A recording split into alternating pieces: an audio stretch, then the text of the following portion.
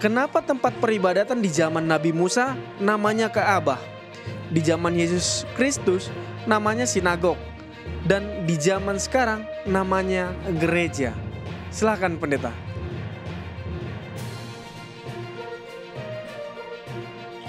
Terima kasih.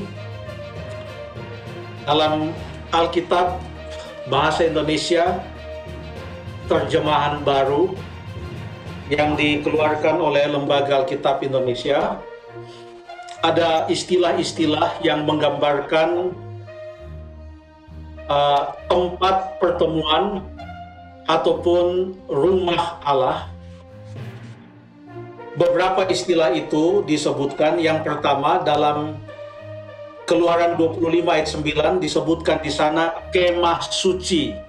Ada istilah bahasa Ibraninya untuk kemah suci, itu untuk orang Israel pada waktu mereka dalam perjalanan menuju ke tanah perjanjian, ke Kanaan. Tuhan memerintahkan mereka untuk membuat suatu kemah suci, disebut juga Mishkan. Ada juga istilah bait suci, tadi kemah suci. Ada juga istilah bait suci, ya. Dan istilah bait suci ini adalah contohnya untuk rumah Allah yang dibangun oleh Salomo yang begitu megah.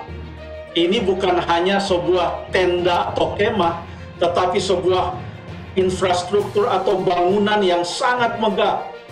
Ada banyak logam-logam mulia yang digunakan, kayu-kayu yang terbaik, bahan-bahan bangunan yang terbaik. Ya. Ada dalam 1 Raja-Raja pasal yang ke-24 ada penahbisan dari rumah Allah tersebut atau bait suci itu. Ada istilahnya juga di dalam bahasa Ibrani, hekal. Lalu kemudian bait suci itu yang dibangun oleh Salomo, kemudian kita tahu pada waktu bangsa Israel ditawan di Babylon, maka bait suci itu dihancurkan. Waktu bangsa Israel kembali dari pembuangan di Babel, maka bait suci itu dibangun kembali oleh Zerubabel, ada Ezra, Nehemia, ya, mereka datang lalu kemudian membangun tembok Yerusalem, bahkan bait suci itu. Dan bait suci itu kemudian dipugar dan dibuat lebih bagus lagi oleh Herodes, ya. Dan inilah bait suci kemana Yesus selalu datang. Inilah bait suci yang selalu disebutkan di dalam Injil Matius, Markus, Lukas maupun Yohanes. Bait suci atau bait Allah, yang istilahnya dalam bahasa Yunani adalah naos. Selain bait suci yang tempatnya atau letaknya ada di kota Yerusalem, dan hanya ada satu bait suci yaitu di kota Yerusalem, maka ada juga rumah ibadat atau rumah-rumah ibadat yang di dalam bahasa Yunaninya dalam perjanjian baru itu disebut sinagoge atau sinagog. Ya, kita biasa katakan itu sinagog. Artinya tempat orang berhimpun bersama-sama. Ya. Dan itu bukan hanya ada di satu tempat. Itu ada di banyak tempat, karena inilah pusat pengajaran di mana orang-orang Farisi akan mengajar anak-anak dan orang-orang muda di Israel untuk menghafal kitab Torah dan untuk memahami akan Alkitab pada saat itu.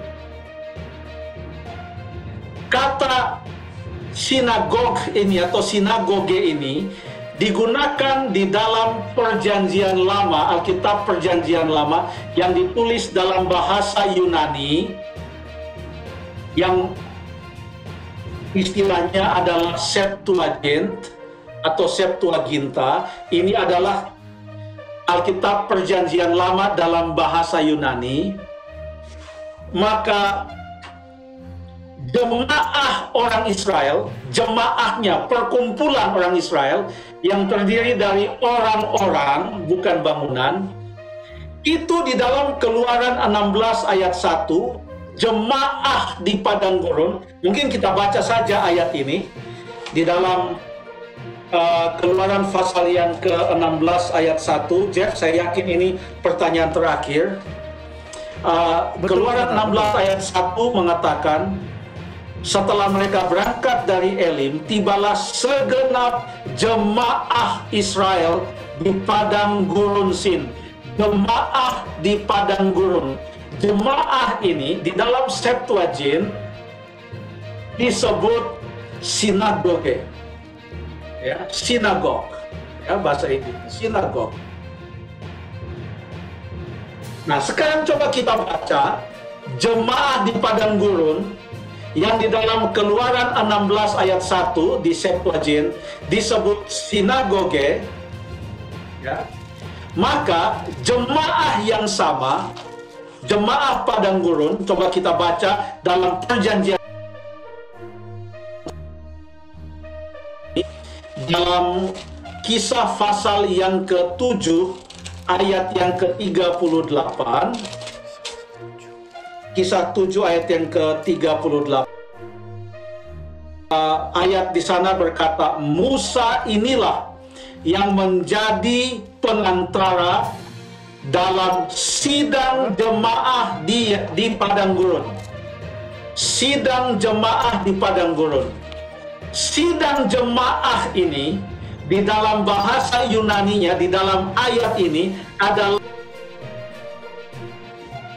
jadi di dalam perjanjian lama, jemaah padang gurun, jemaah itu adalah sinagoge. Di dalam perjanjian baru, jemaah padang gurun, jemaah itu adalah eklesia. Maka konsep eklesia kepada orang-orang yang adalah umat Allah, kumpulan umat Allah, lebih daripada bangunannya. Jadi konsep gereja di zaman perjanjian baru, Alkitab perjanjian baru, umat Allah. Bagi kita di Indonesia, tempat umat Allah ini berkumpul pun kita sebut gereja. Sebenarnya di dalam Alkitab kata jemaat itu pada orangnya dan bukan kepada gedungnya. Jadi di dalam Alkitab kita melihat ada penggunaan beberapa istilah-istilah, tetapi istilah-istilah yang berbeda itu tidak mengubah makna bahwa umat Allah itu yang dipanggil keluar dari kegelapan kepada terang yang ajaib, dan mereka disebut sebagai eklesia atau umat Allah, jemaat. Itulah gereja. Saya pikir demikian. Terima kasih.